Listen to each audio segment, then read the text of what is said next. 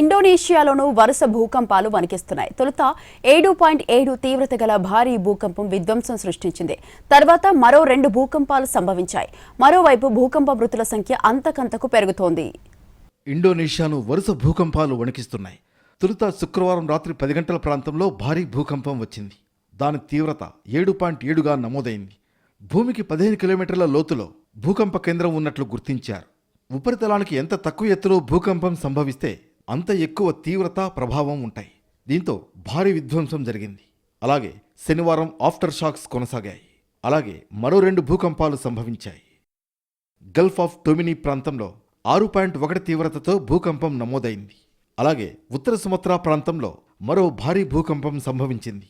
దాని తీవ్రత 6.4గా నమోదైంది. ఇది భూమికి 123 కిలోమీటర్ల లోతులో సంభవించింది. ఇండోనేషియా భూకంపంలో మృతుల సంఖ్య 47 దాటింది. భారీ భవనాలు కుప్పకూలగానే అనేక భవనాలు, ఇళ్లు పాక్షికంగా దెబ్బతిన్నాయి. కాగా 20,000 మందిని సురక్షిత ప్రాంతాలకు తరలించారు. ప్రస్తుతం సహాయక చర్యలు కొనసాగుతున్నాయి.